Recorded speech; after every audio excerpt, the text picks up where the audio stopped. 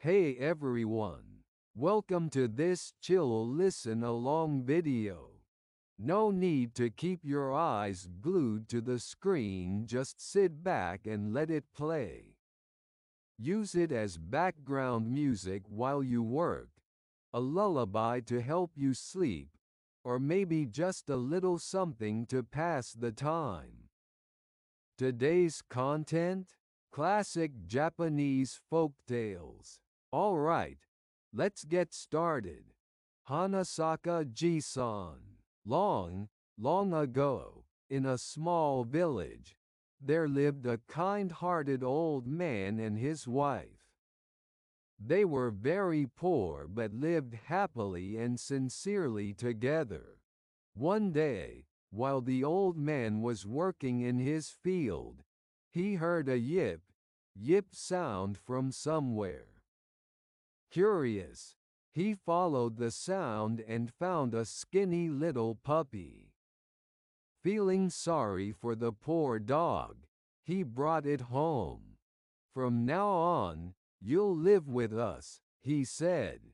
He named the puppy Shiro and cared for it with love. Some time passed, and one day, Shiro barked loudly, "Woof, woof," while leading the old man to the field.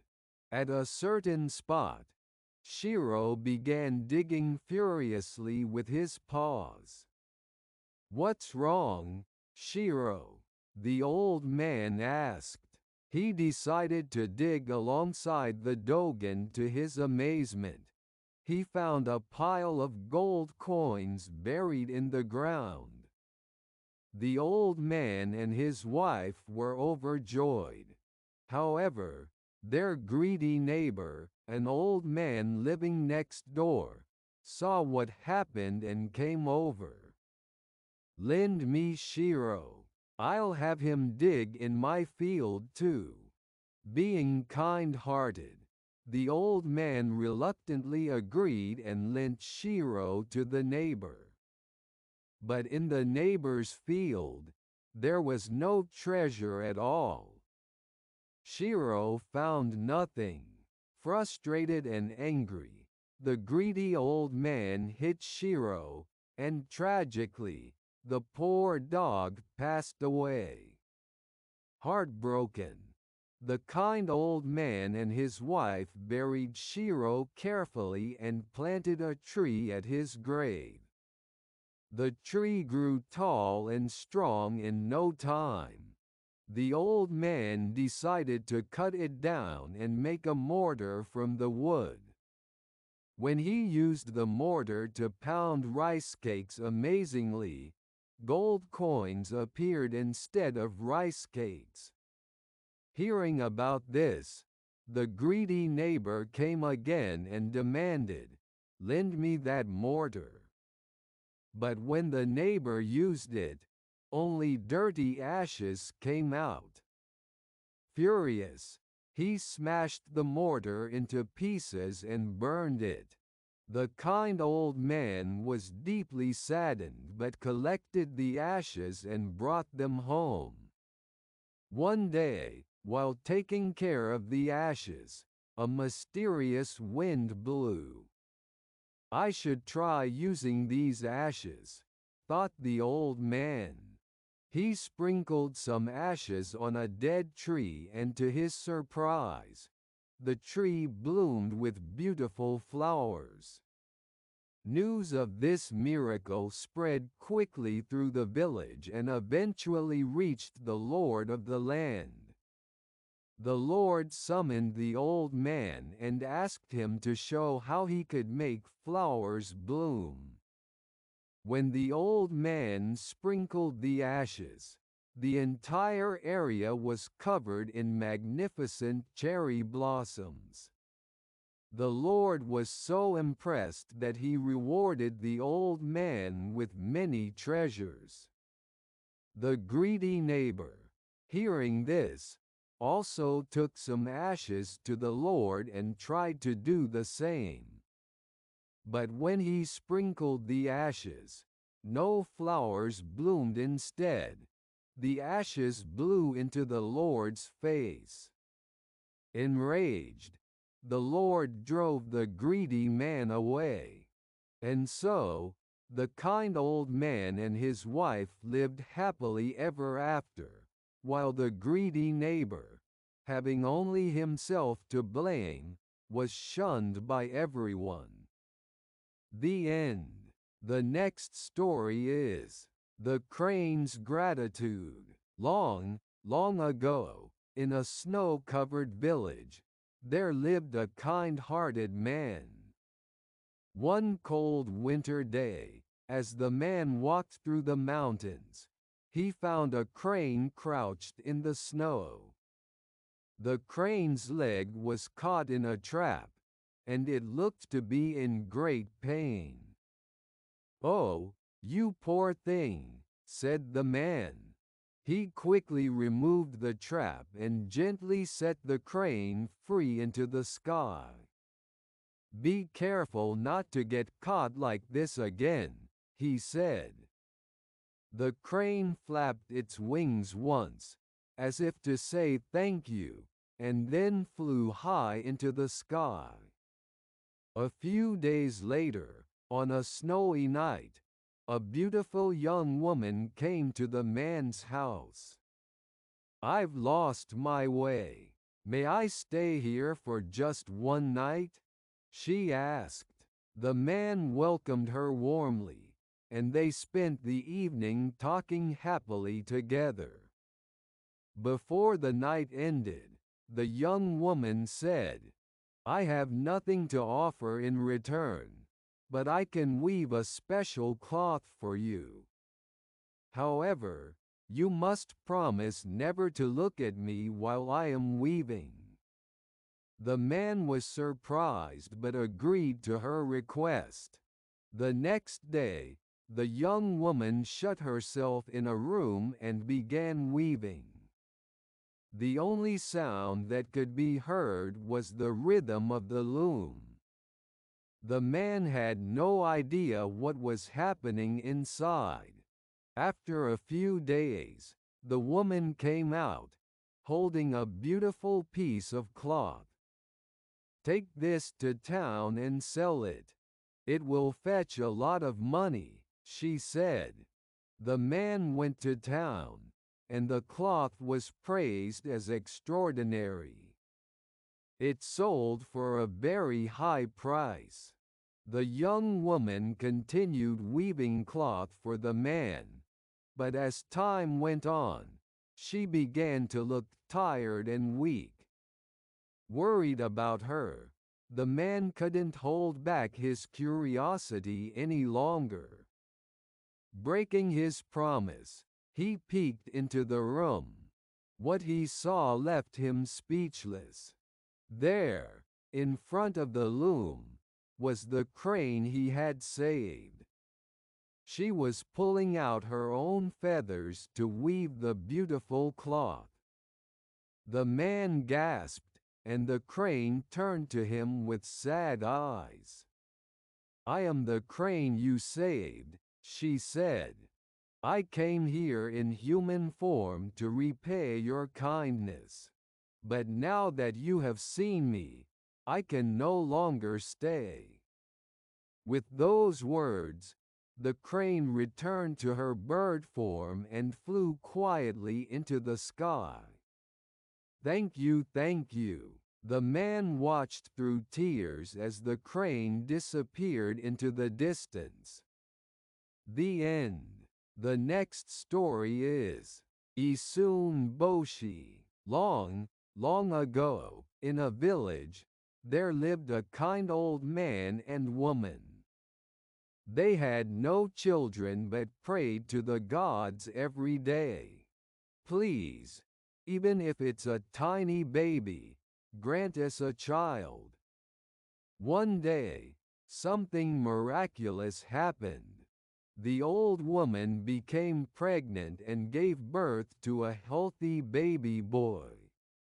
However, the boy was only as small as a thumb. "He's so tiny, but he's strong and adorable," they said. They named the boy Isun Boshi and raised him with great love and care. Time passed, and Isun Boshi grew into a clever and energetic young man, despite his tiny size. One day, he said to his parents, "Father, Mother, though I am small, I want to go to the capital and become a great samurai." The old couple, though worried, respected his determination. They gave him a needle as a sword and a bowl with a chopstick as a boat, and sent him off with their blessings. Isun Boshi sailed down the river and eventually reached the capital. He approached a grand mansion and called out at the gate, "Please let this small Isun Boshi serve you." This mansion belonged to a nobleman in service to the emperor. Impressed by Isun Boshi's courage, the nobleman allowed him to work in the house. With his loyalty and quick thinking, Isun Boshi soon earned everyone's trust. One day, the nobleman's daughter, the princess, went to visit a temple, and Isun Boshi accompanied her. On their way back, a fearsome ogre appeared suddenly. "Hand over the princess," the ogre roared. Isun Boshi bravely stepped forward. "I'll protect her." With his tiny needle sword, Isun Boshi attacked the ogre, stabbing it in the eye. The ogre, shocked and in pain, tried to escape but dropped something before collapsing a magical hammer called the Uchi no Kozuchi. "This hammer can grant wishes," said Isun Boshi. When Isun Boshi and the princess returned to the mansion, she suggested, "Isun Boshi, with this hammer, you can make yourself bigger." Isun Boshi waved the magical hammer, and his tiny body grew to the size of an ordinary man.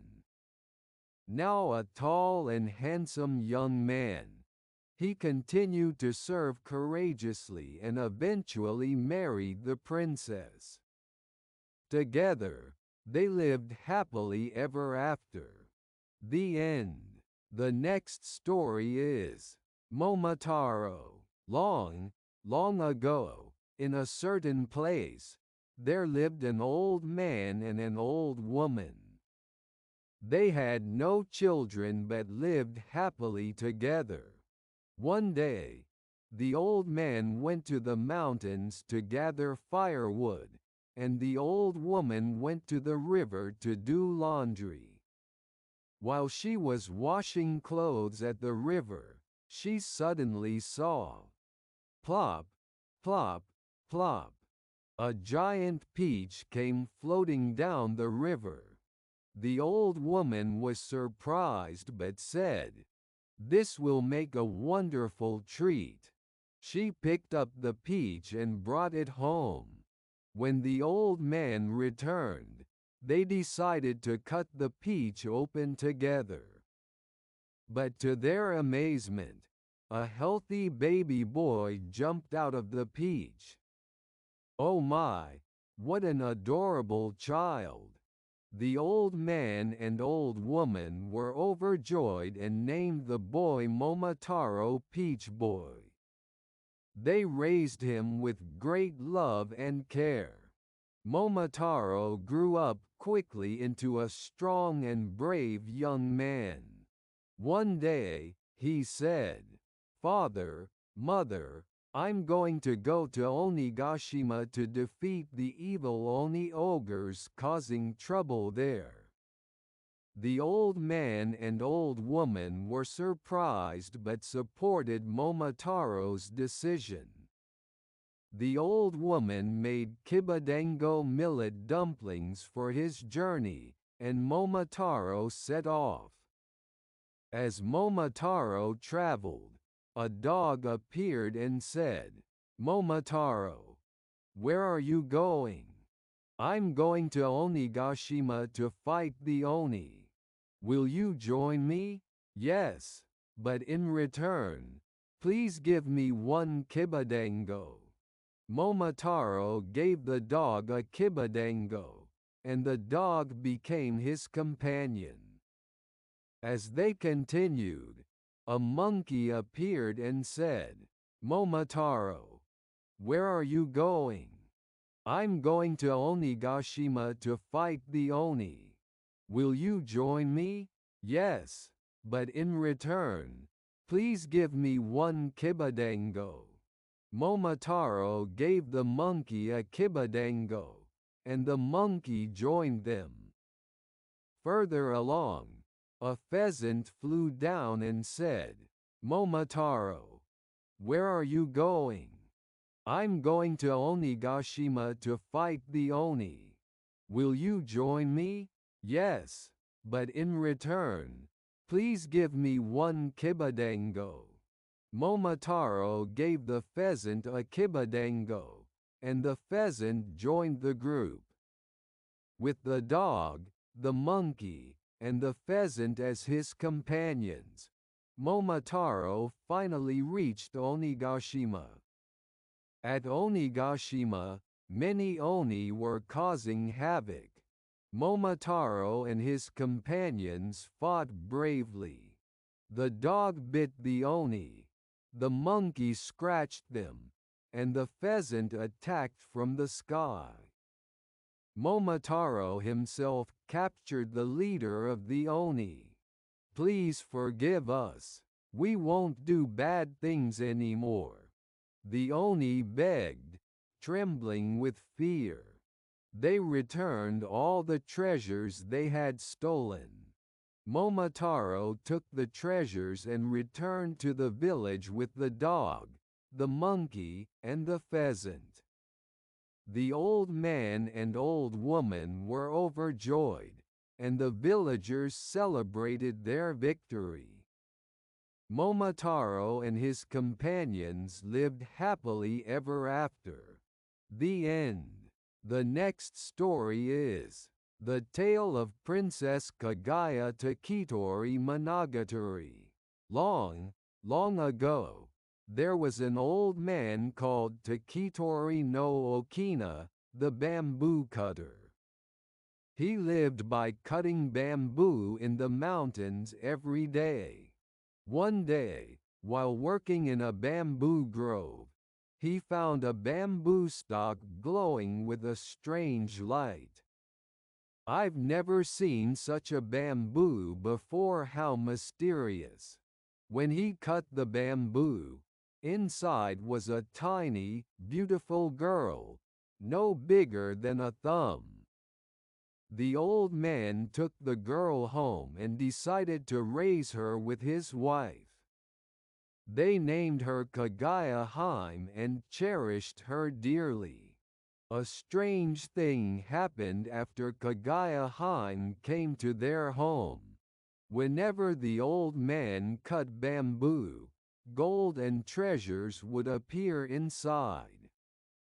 The couple became very wealthy, and Kaguya Hime grew up quickly into a stunningly beautiful young woman. Her beauty became the talk of the land, and soon many nobles came to ask for her hand in marriage. However, Kaguya Hime said, "I have no intention of marrying anyone." Still, 5 persistent noblemen refused to give up. To each of them, Kaguya Hime gave an almost impossible task. "If you can bring me these, I will marry you." To the first, she asked for the stone bowl of Buddha. To the second, the jeweled branch from Mount Horai. To the third, the fire rat's robe. To the fourth, the dragon's jewel. To the fifth, the swallow's shell. The suitors tried their best, but none of them could bring back the real items. One by one, they gave up and went home. Meanwhile, Kagaya Haim began to lose her vitality. One day, she tearfully confessed, "I am not from this world. I come from the moon. Soon, the people of the moon will come to take me back." The old man and the old woman were shocked. "We must protect Kagaya Haim," they said, and gathered many soldiers to guard her. On the night of the full moon, a radiant procession descended from the sky. The people of the moon had come to take Kagaya Haim home. The old man and the old woman cried out in desperation, "Please don't take Kagaya Haim away. She is our beloved daughter." Kagaya Haim, with tears streaming down her face, said, "I wish I could stay here, but I must return to fulfill my duty in the Moon Kingdom." She expressed her gratitude to the old couple and ascended into the sky with the Moon People. After Kagaya Haim left, the old man and the old woman were heartbroken. But they lived peacefully, treasuring the memories of the time they had spent with her. The end. The next story is The Monkey and the Crab Battle Saru Kani Gassen. Long, long ago, in a certain place, there lived a kind and hard-working crab.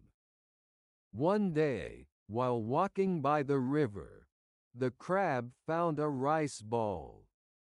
What a great find! As the crab was happily admiring the rice ball, a cunning monkey came along. "Hey, crab, that rice ball looks tasty. But you know, if you trade it for this persimmon seed, you'll have something even better." The monkey held out a persimmon seed. The crab hesitated for a moment but thought, "If I plant this seed, it will grow into a tree with lots of fruit." So, the crab exchanged the rice ball for the seed. The crab returned home and carefully planted the seed. With hard work, the persimmon tree grew tall and bore plenty of fruit. But the fruits were high up in the tree, and the crab couldn't reach them. Just then, the monkey appeared again. "Hey, crab, I'll pick those persimmons for you." The crab was delighted, but when the monkey climbed the tree, he said, "These are all mine." The monkey ate all the ripe persimmons and threw down the hard, unripe ones at the crab. One of them hit the crab, injuring him badly. "Ouch, how could you do something so cruel?" The injured crab went home and told his friends what had happened. The mortar usu, bee hachi, chestnut curry, and cow dung ushi no fun were furious. "Leave it to us. We'll teach that monkey a lesson." Together, they came up with a plan to punish the monkey. One day, when the monkey returned home, the friends were hiding inside, waiting. As the monkey lit a fire, the chestnut popped out of the hearth with a loud snap and burned the monkey's hand. Startled, the monkey jumped, but the bee swooped down from the ceiling and stung him repeatedly. The monkey, in pain, tried to run away, but the mortar rolled out from the doorway and crushed him. Finally, the cow dung splattered everywhere, adding to the chaos. The monkey, thoroughly beaten, begged for forgiveness. "I'll never do anything bad again. Crab, I'm so sorry." The crab and his friends forgave the monkey, who learned his lesson. From that day on, the monkey stopped causing trouble, and everyone lived together peacefully. The end.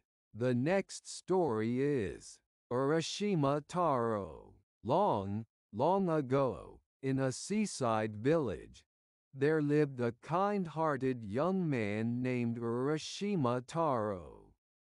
One day, while walking along the shore, Taro saw a group of children tormenting a turtle.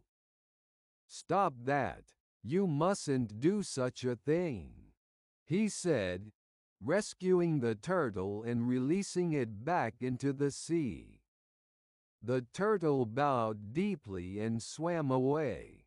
Taro watched it disappear into the waves and then returned to his daily work as a fisherman. A few days later, as Taro stood by the sea, the same turtle appeared. "Urashima Taro, as thanks for saving me, I will take you to Ryugu-jo," said the turtle. Taro was surprised but climbed onto the turtle's back. Together, they dove into the ocean. Beneath the waves was a whole new world. Beautiful fish swam by, and soon they arrived at Ryugu-jo, the Dragon Palace. There, Taro was greeted by Otahime, the princess of Ryugu-jo. "Welcome, Urashima Taro. This is our way of repaying your kindness. Please relax and enjoy yourself," said Otahime. Taro was treated to a magnificent feast and an enchanting celebration. Fish dancers performed, vibrant dishes were served, and Taro felt as if he were living in a dream. However, as time passed, Taro began to miss his village. "Princess Otahime, thank you for your incredible hospitality. I think it's time for me to return home," he said. Though Otahime seemed a bit sad, she handed him a tamebako, a treasure box. "This is a parting gift, but you must never open it," she said. Taro found this mysterious, but he accepted the box and rode the turtle back to his village. When Taro arrived, he was shocked. The village was unrecognizable, completely changed. He spoke to the people, but no one knew who he was.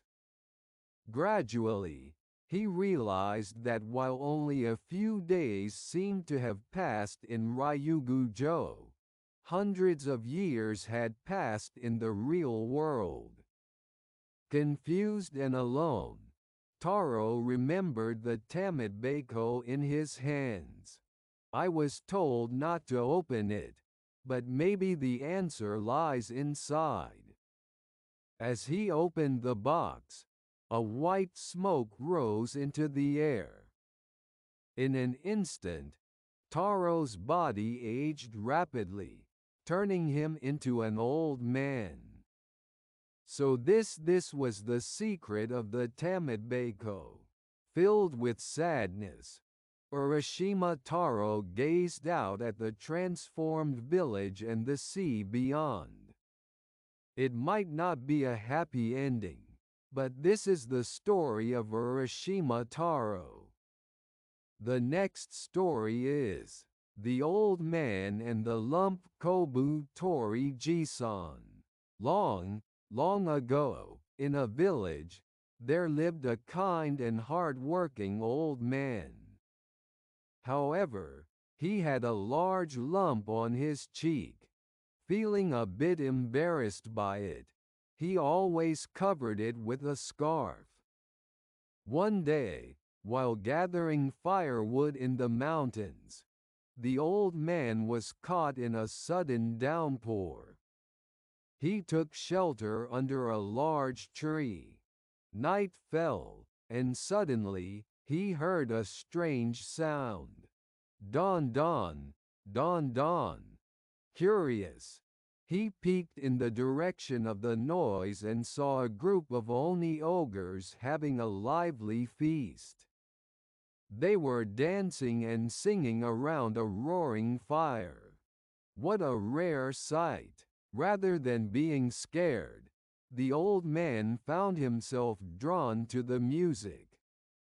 He began moving to the rhythm, and before long, he joined in, dancing and singing with the Oni. "Hey, old man!" the Oni laughed, clapping and cheering. "You're a fantastic dancer. We'd love for you to come every night."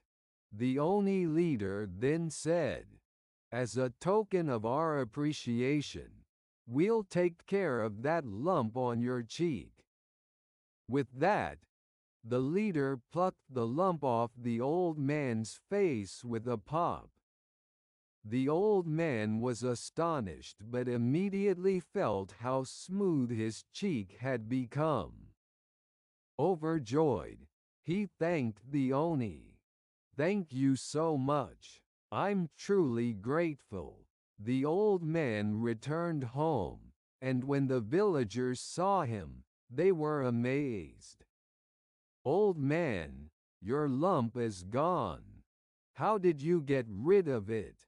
The old man told them about his encounter with the Oni in the mountains. Hearing this, a greedy old man who lived next door thought, "If it's that easy to get rid of a lump, I'll go too."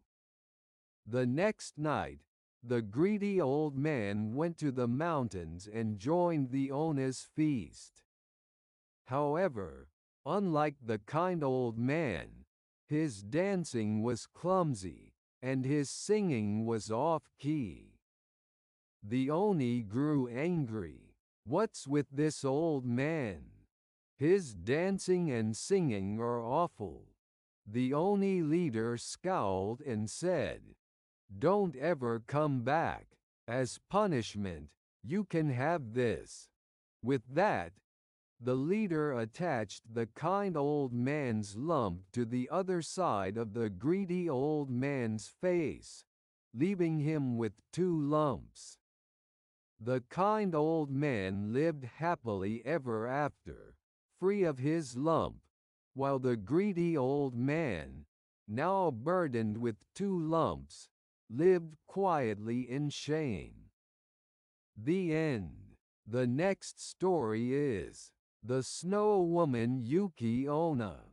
Long, long ago, deep in the mountains, there lived 2 woodcutters, an old man and his young apprentice. One winter day, they went into the mountains to gather firewood. However, they were caught in a sudden snowstorm and could not return home. With no choice, they took shelter in a small hut, shivering through the freezing night. Late at night, as the cold wind howled, the young man suddenly woke up. To his shock, a woman dressed in a white kimono, exuding a chilling aura, stood inside the hut. The woman approached the old man and softly blew her breath on him. Instantly, the old man froze solid. Paralyzed with fear, the young man could do nothing but watch. The woman noticed his gaze and stared at him intently. Then she spoke. I am Yuki Onna, the Snow Woman. I was going to freeze you as well, but you are young and handsome, so I will spare you. However, her piercing eyes locked onto his. Never speak of what you saw tonight to anyone.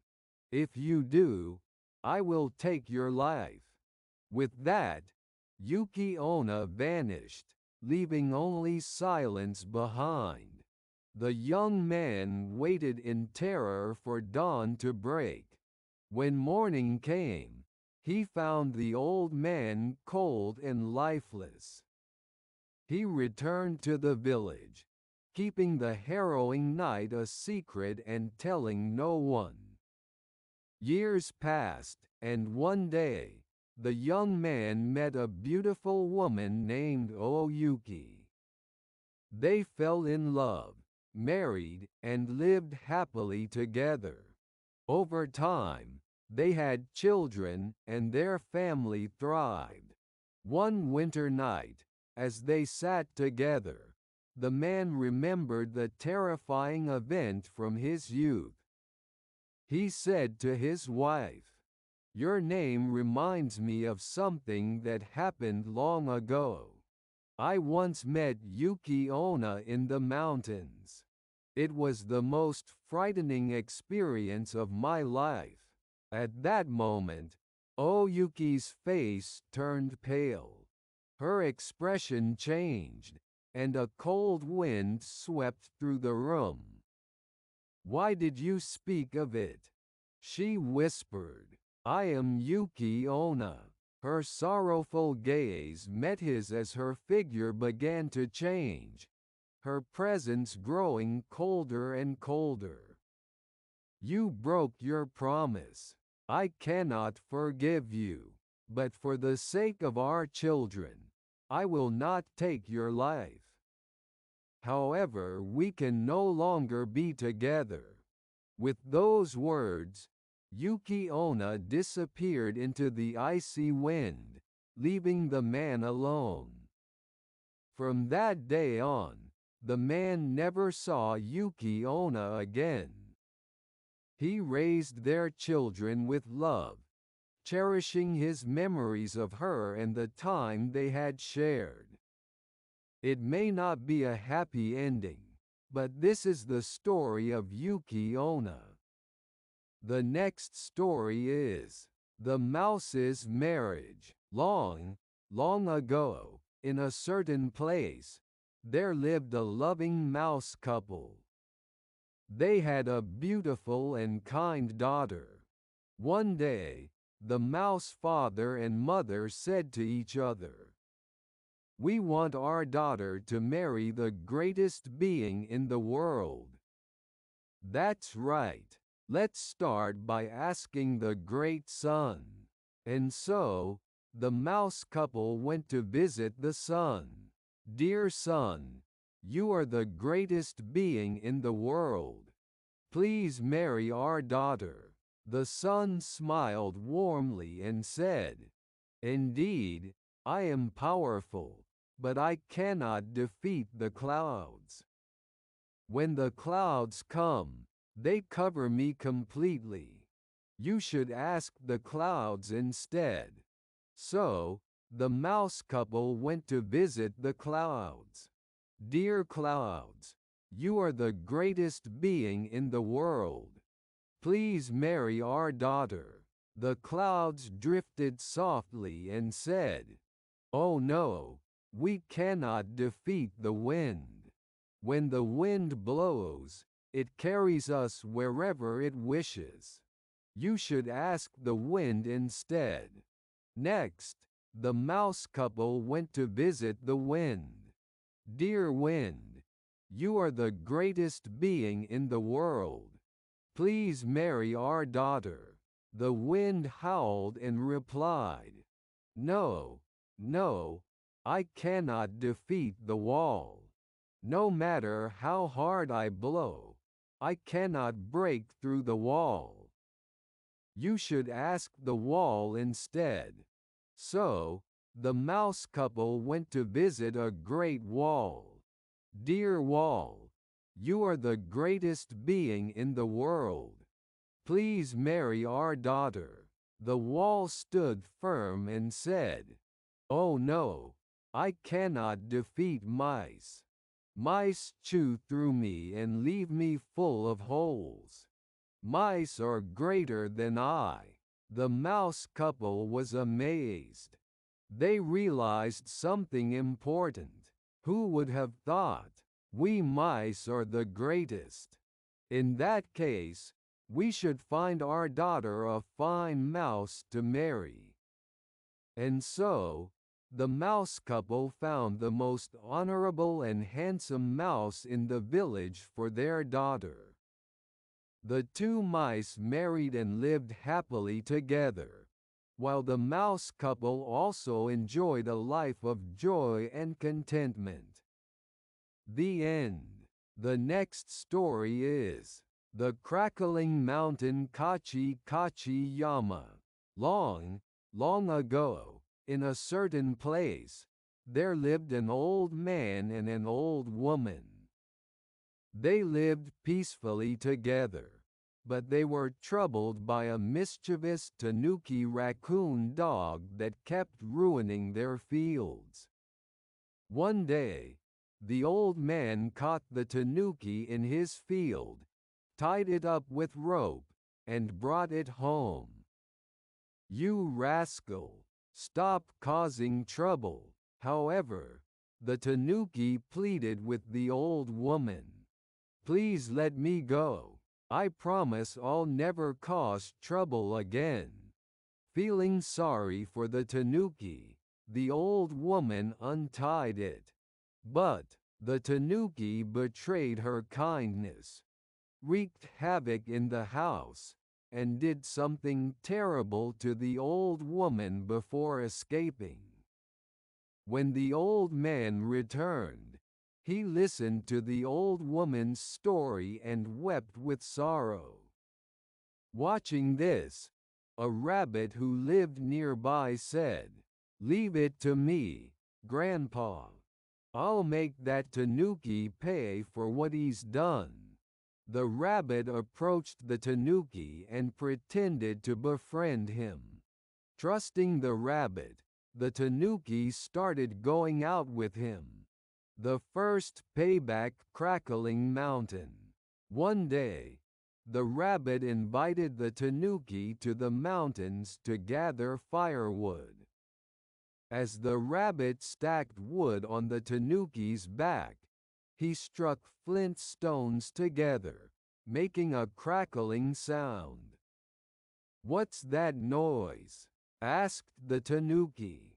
The rabbit replied, "That's the sound of Kachi Kachi Yama Crackling Mountain.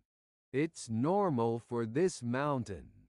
Soon after, the rabbit secretly set the firewood on the tanuki's back ablaze. The flames grew, and the tanuki panicked. "Hot, hot!" The tanuki ran around, badly burned and crying out in pain. The second payback. Spicy medicine. After the tanuki suffered burns, the rabbit said, "This is the best medicine for your wounds." The rabbit applied a mixture of mustard and wasabi to the tanuki's burns. The tanuki writhed in pain, tears streaming from his eyes. The final payback. The mud boat. One day, the rabbit invited the tanuki to the river. "Let's build boats and go downstream together." The rabbit crafted a sturdy wooden boat, while the tanuki, seeing this, decided to make a boat out of mud.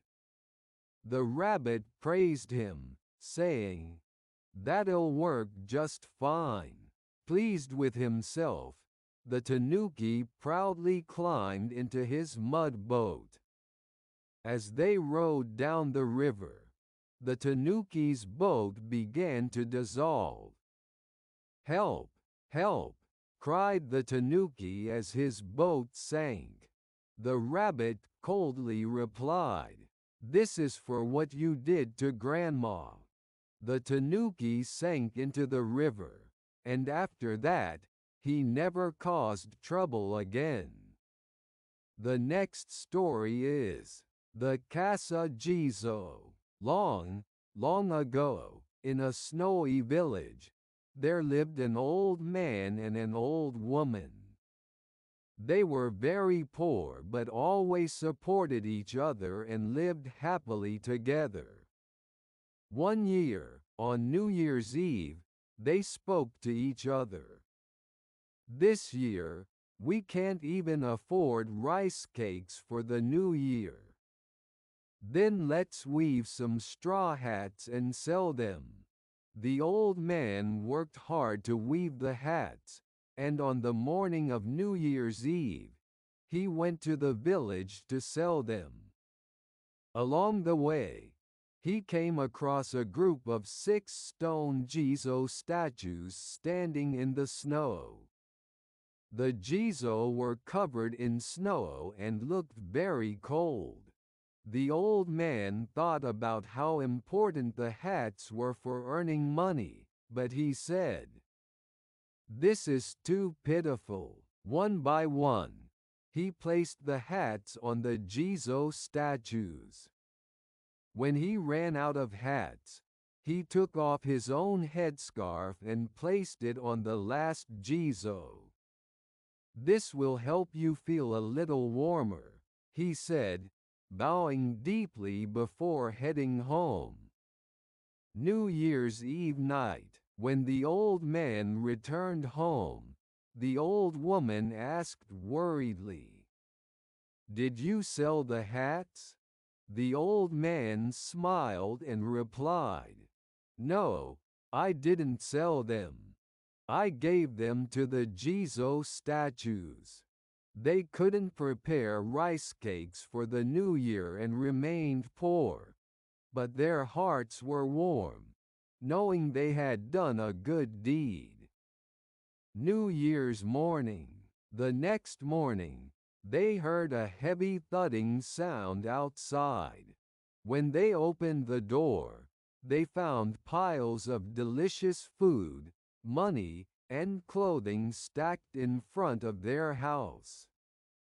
Amid the gifts were the hats and headscarf the old man had given to the Jizo. "This must be a reward from the Jizo statues." The old man and the old woman cried tears of joy and clasped their hands in gratitude.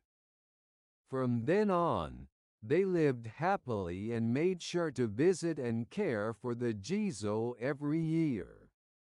The end. The next story is The Legend of 3-Year Sleeper San Nen Netaro. Long, long ago, in a certain village, there lived a young man who loved to sleep. From morning until night, he did nothing but sleep, and no one could wake him. The villagers called him Netaro Sleeper and often said, "With all that sleeping, how could he ever be of any use?" One day, a major problem arose in the village. The river near the village dried up, and they could no longer bring water to their rice fields. The villagers were at a loss, unsure of what to do. Suddenly, Netaro rose up from his bed. Remarkably, he had been sleeping for 3 years. The villagers were astonished and said, "Hey, Netaro, what are you doing? Waking up now." Netaro spoke slowly but confidently. "Don't worry. Leave it to me." Though the villagers were skeptical, Netaro's serious demeanor moved them. Netaro gathered the villagers and said, "To bring water from the river to the village, We need to dig a new waterway. For that, we must build a large embankment." The villagers were stunned. Such a massive project seemed impossible. However, Netaro was undeterred. He immediately began digging the earth himself. Seeing his determination, the villagers gradually joined in to help. After many days of hard work and cooperation, the enormous waterway was finally completed. Water flowed powerfully through the new channel, filling the village's rice fields. The villagers were overjoyed. "Netaro, thank you. You've saved our village." Netaro smiled and said, "I slept for 3 years to prepare for this day." From that day forward, Netaro was celebrated as the hero of the village. The people called him San Nen Netaro, 3-year sleeper, and admired his wisdom and leadership. Thanks to the new waterway, the village prospered with abundant harvests, and everyone lived happily ever after. The end. The next story is Hachikazuki, the Girl with the Wooden Bowl. Long, long ago, in a certain land, there was a beautiful young girl. Her mother fell ill, and just before passing away, she said to her daughter, "After I am gone, wearing this wooden bowl on your head will protect you." Believing in her mother's words, the girl kept the bowl on her head at all times. However, people around her whispered, "What a strange girl," and began to avoid her. The girl's beautiful face was hidden beneath the bowl, and no one knew what she truly looked like. Despite this, she faithfully followed her mother's words and endured all hardships. Eventually, her father also passed away, leaving the girl alone in the world. To support herself, the girl became a servant in a wealthy household. Though many found her appearance with the bowl curious, she worked diligently and treated everyone with kindness. Over time, her earnest nature earned the trust of her masters, who came to treasure her presence in the house.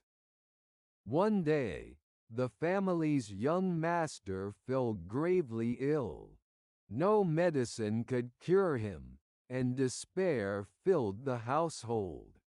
During this time, the girl began sitting by his bedside every night, singing a prayer her mother had taught her. "Please, protect this person." Her gentle song resonated in the young master's heart. Miraculously, his condition began to improve little by little. Eventually, he recovered completely. The young master was deeply grateful to the girl and became captivated by her kindness and inner beauty. One day, he said to her, "No matter what you look like, I know the beauty of your heart. Will you marry me?" At that moment, the wooden bowl on the girl's head suddenly fell off with a plop. Beneath it was a face more beautiful than anyone had ever seen. The girl, astonished, said, "This is my true appearance." The young master, even more moved, declared his love for her. The two were celebrated with a grand wedding and lived happily ever after. The wooden bowl, a keepsake from her mother, had protected her and given her the strength to overcome life's trials.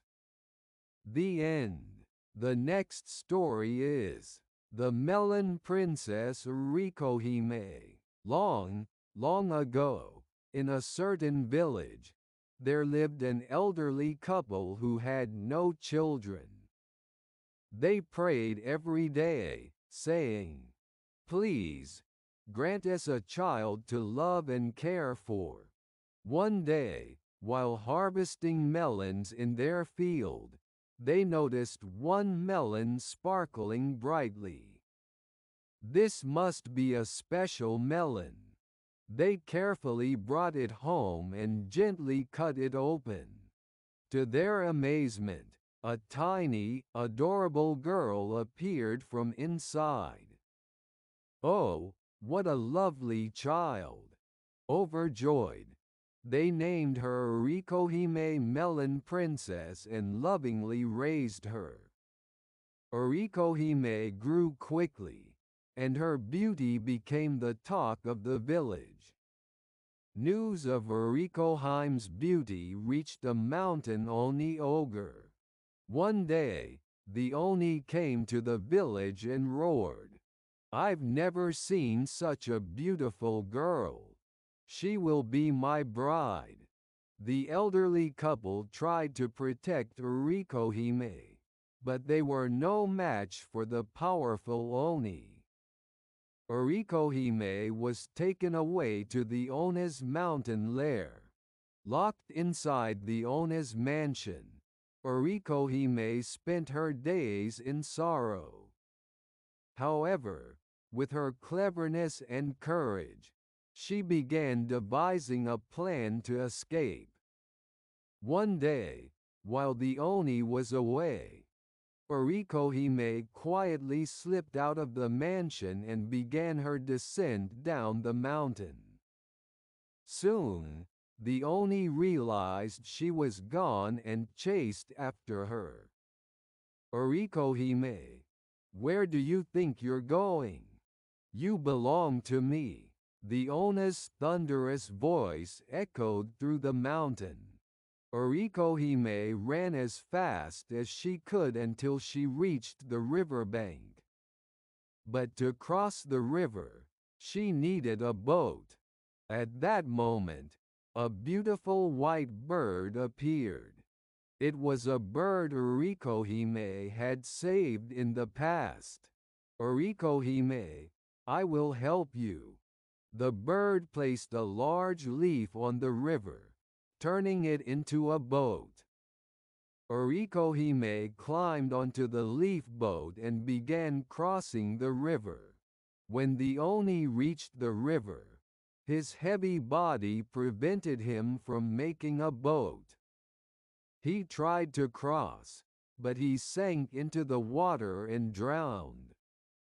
After escaping from the Oni, Rikohime returned to the village and reunited with the elderly couple. "We will never be separated again," Rikohime said, tears streaming down her face. The elderly couple, overwhelmed with joy, embraced her tightly. From that day on, Rikohime lived happily with them, and the Oni never troubled the village again. The end. That's all for now. See you next time.